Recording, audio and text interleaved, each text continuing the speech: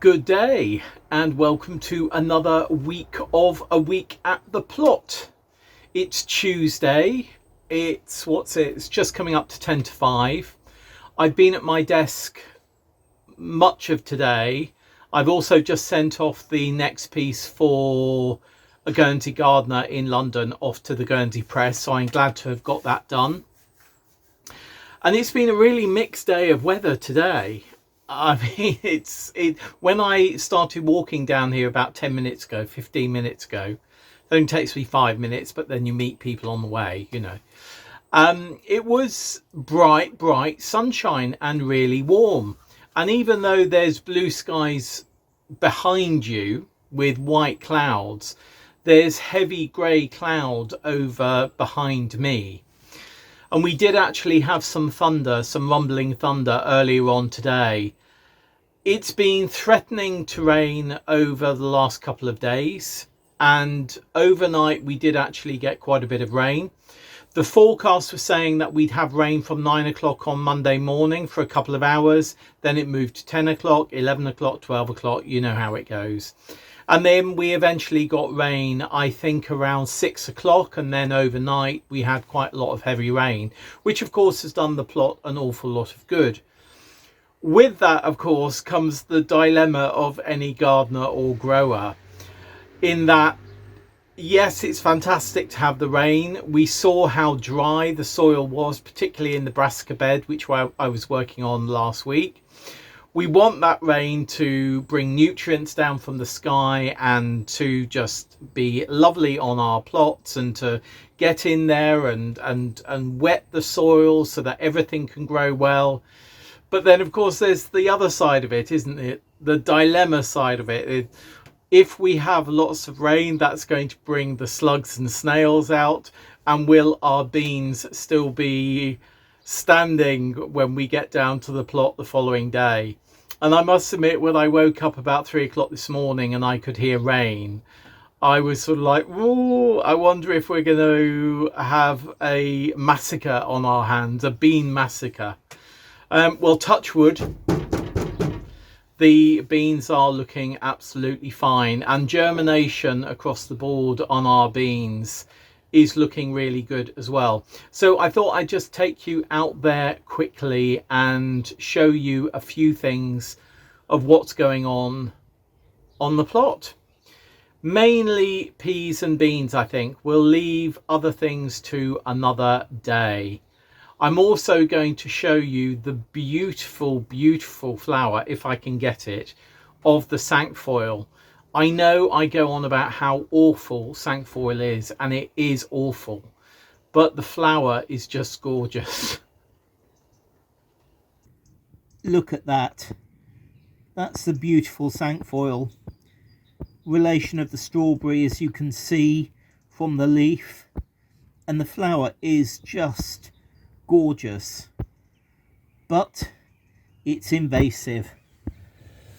I have allowed this one to grow, and yeah, that's the flower that we have on it. Right, let's have a look at beans. At the base of the bamboo are the black Scarlet emperors from Shaz. They've germinated really well. I think there's 2 on most poles, but not on all because I didn't have enough seed. And then on the far side, you can see beyond the poles, there's some Roquencourt. That's a bush bean. So the Scarlet Emperors, which are at the base of the poles, are obviously climbing beans. And because, as I said, the poles are rather short, I have put these bracing bamboo poles in. So what I've done is I've obviously tied it at the end here, but then I've tied at each section where it crosses to just give a bit more stability in the pole, which is fine. And then if we come here, these rows this side, I think you can just about see. Let me come back a bit. Those are our Madeira Maroon, good germination there. And then if we look over to that side, you can see that those are, oh, what are those? I can't remember what those are. Oh, Golden Gate, of course. They're Golden Gate, which is the lovely yellow flat bean. Germination, there is one just coming up here. Can you see that? I don't think you can see that. But yeah, germination is pretty good across the board. And I just hope that, yeah, slugs and snails, fingers crossed, fingers crossed. The broad beans, we are, oh look, that one's been eaten, whole has been eaten in the pod. We will be harvesting those. Don't expect much up here because we've got lots of blackfly. So I think we're going to be harvesting all of these pretty young. Yeah, but that's okay. This is where our garlic was. Oh, I've left my hand fork, or a hand fork, one of my hand forks in there. I have to take that out and put it in. I thought, have I oiled it the other day when I got home? Clearly I hadn't. So these are mangetout.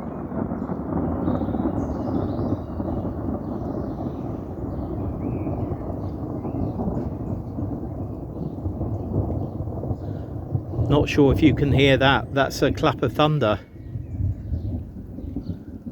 Wow. It is actually spitting with rain now. But look, all of these mangetout are starting to flower. So hopefully we'll be harvesting those very shortly. These are...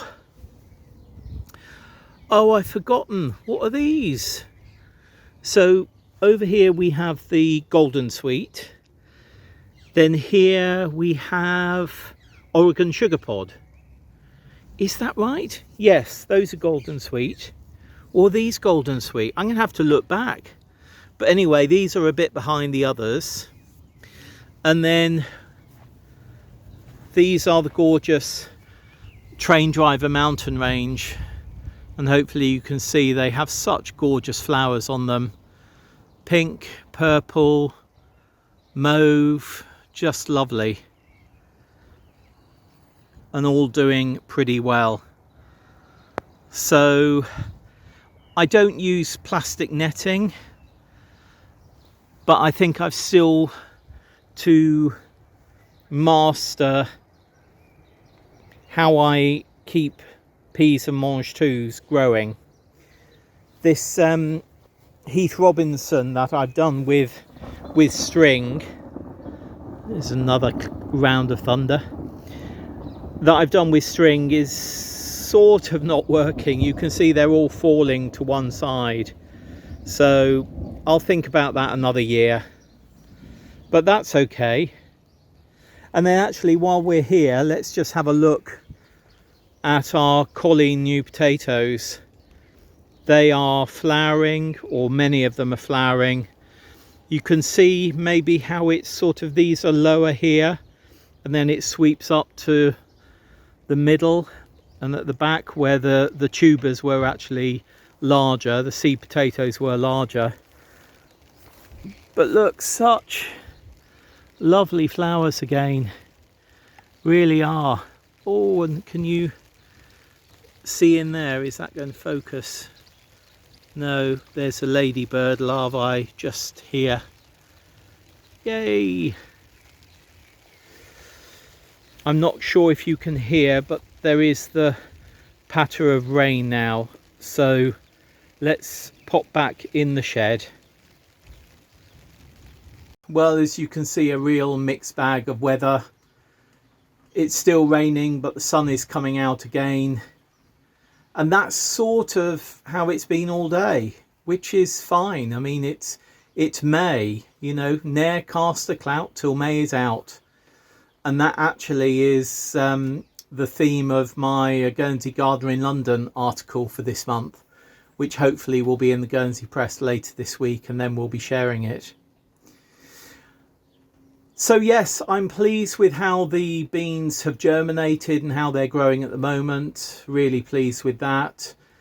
There's a lot to be pleased with actually on the plot, and a lot of the work that you haven't seen of me pricking things out and potting them on, I think we'll look at those over the coming days.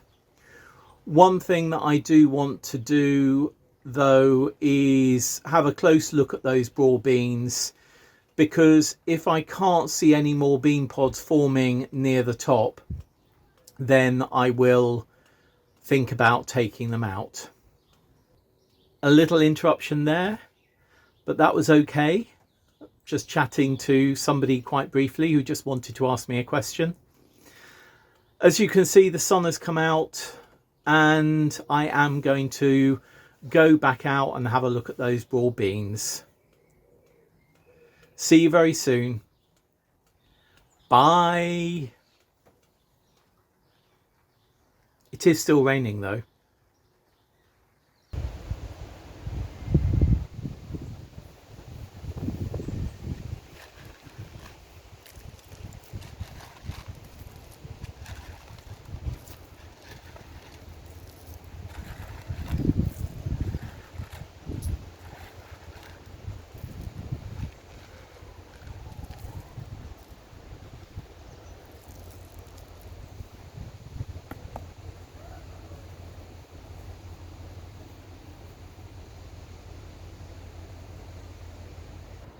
Good day. Quite a mixed bag of weather again today. No rain.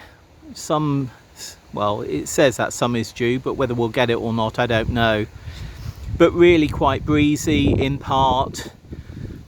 And yeah, what I've been doing today is putting chicken manure pellets onto this bed in front of us where the brassicas were. The cardboard bed had a good scattering of chicken manure pellets before the cardboard went on, and I think both of these are going to be brassica beds again this year. We've got no club root issues here, so I'm not too worried about replanting, especially if we're going to be moving. The cross of the Cavallo Nero, or the Nero di Toscana, and the Portuguese cabbage is still in there because it's setting seeds. In fact, that one's setting seeds quite well. But I really need to get on because the brassicas that we've got need to go in, particularly the Brussels sprouts. Let me show them to you. These are our Portuguese cabbage, which as you can see are maybe a foot high, and yeah, doing really well, even though they're a bit shaded in here. But coming over, this is our Dazzling Blue Kale, which maybe is a bit shorter than a foot, but each of those plants, I think you can see in there maybe, is looking really decent. And then over here we've got our Brussels sprouts, which I would say are about the same size as the Portuguese cabbage. A bit shorter in fact. There is some whitefly on here, so I'm going to have a look at that, but they really need to go in and be netted, so that's a job for this week.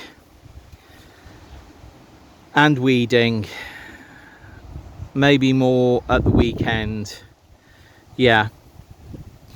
Anyway, I've been having a few thoughts about chicken manure pellets. Let me just dive into the shed where it's a bit less windy. There we are, a bit less windy in here. Yeah, I've been thinking about our chicken manure pellets for quite a long time and whether we should continue using them. Organic chicken manure pellets, they are organic, have been a mainstay on the plot, and actually for the growing that I have done and my dad used to do for many years, so decades in fact. Though I have been thinking lately, because we are vegetarian, we do still eat eggs, and we do still eat some cheese, and we're trying to cut our cheese intake down at the moment and hopefully move over to a non-dairy cheese, which would have a Z in it rather than an SE at the end. But I've been thinking about chicken manure pellets. They are so good for our soil. They add substance. They obviously add nutrients. They add minerals. But so can many other non-animal byproducts.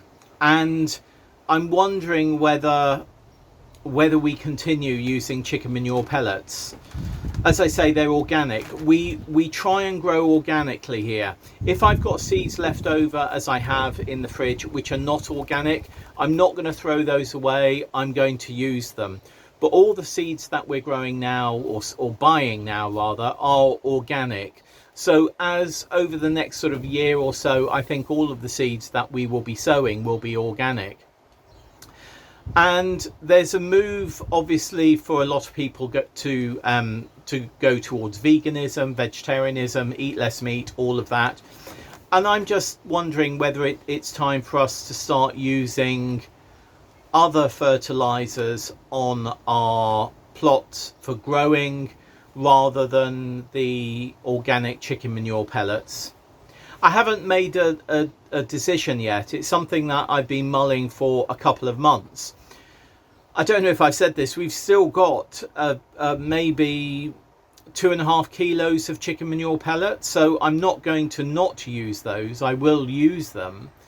But I'm wondering, when it comes to the time of needing to buy further fertiliser, is that going to be the time that we go, actually chicken manure pellets aren't the way to go, we're going to go this way, we're going to go seaweed, we're going to go, you know, to make much more of our own fertiliser, as people like Terry from Terry King does.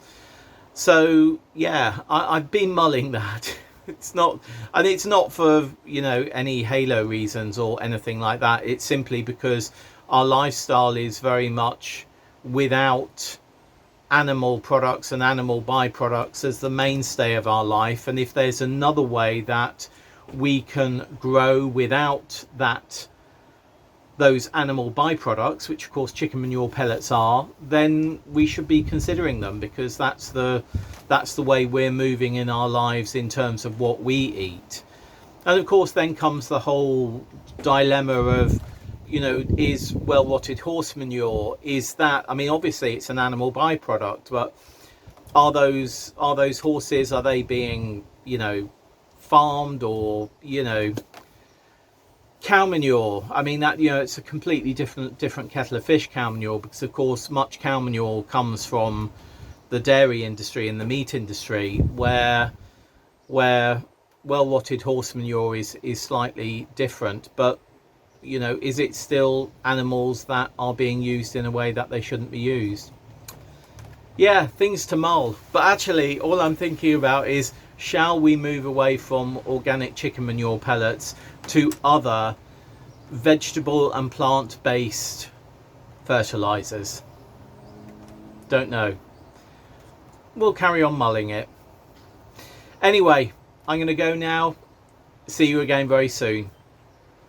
Bye.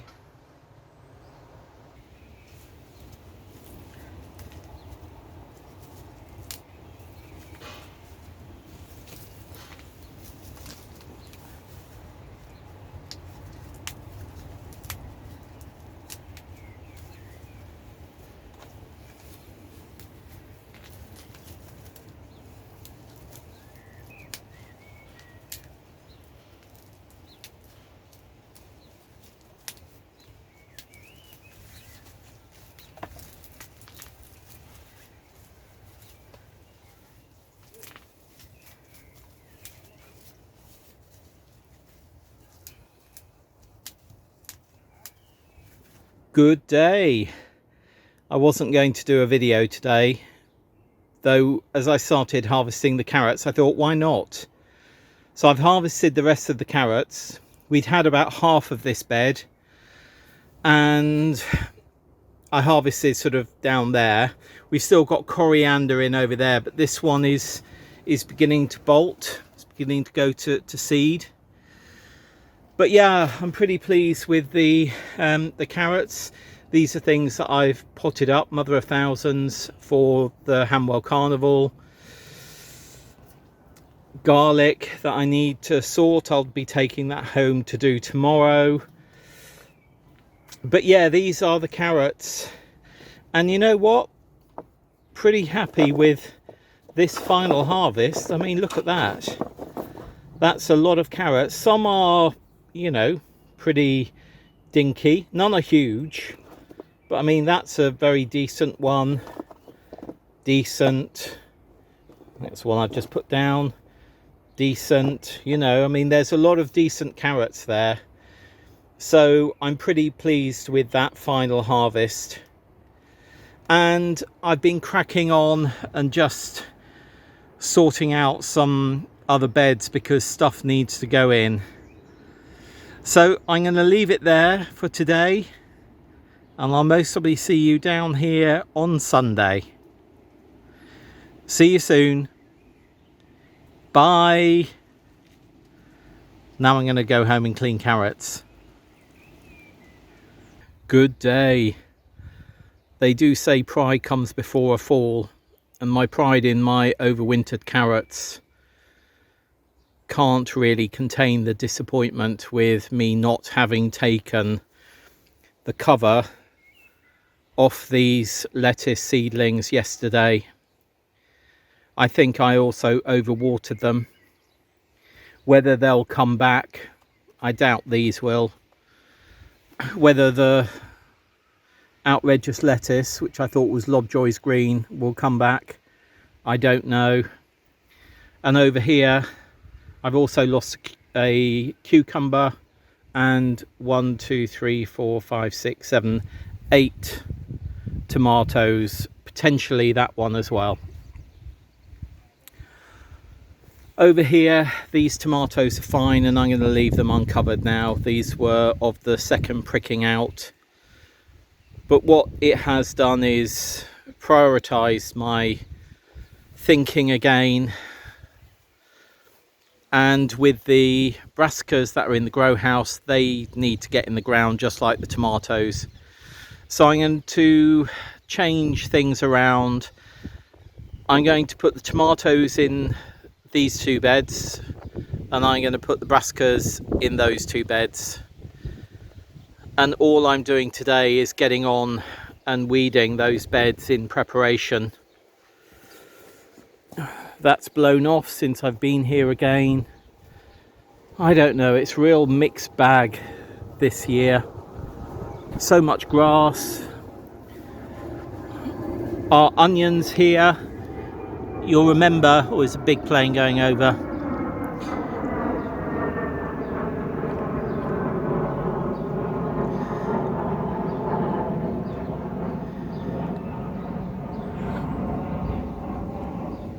You'll remember I wasn't going to overwinter onions. I was given some, but they've been eaten by slugs and snails. My fault, because I haven't kept on top of weeding of this bed. So because tomatoes need to go in, I've been weeding this bed today, and also that bed. And also over there, I've been weeding that bed. Going to leave the Love in the Mist in the corner, but that's going to take on some courgettes, 3 courgettes. Fortunately, all of these tomatoes are doing fine, but they need to get in the ground now. You can see they're slightly yellowing, as are the courgettes. Where have you been this week, Paul? Where's your head been? That, well, that's a tomato, but it might be a soldaki tomato with that leaf. Oh, butternut squash, at least we're getting some germination there. Yeah, more tomatoes. Oregon Homestead sweetmeat. More tomatoes. And I've also been weeding this bed, which I need to sow carrots in. then I need to get onto all that grass to get that bed done. But that can definitely wait. Oh, what a disappointing visit this afternoon was. Anyway, started on here. I am finding loads of ladybird larvae. Oh, I just noticed there was a big plane going over again. I'm noticing loads of ladybird larvae, which I suppose is good. I'm talking about ladybirds. There's one there. Anyway, we'll see if we can pick up tomorrow from here. Oh, never mind. Onwards. Bye. Good day. It's coming up to 9 o'clock on Sunday morning, and yesterday I carried on sorting out beds, mainly weeding and taking out any weeds that I could take out, but particularly perennial weeds. We've still got a bit of cinquefoil in some of the beds, particularly the ones where I'm going to put brassicas in, because I can't remember.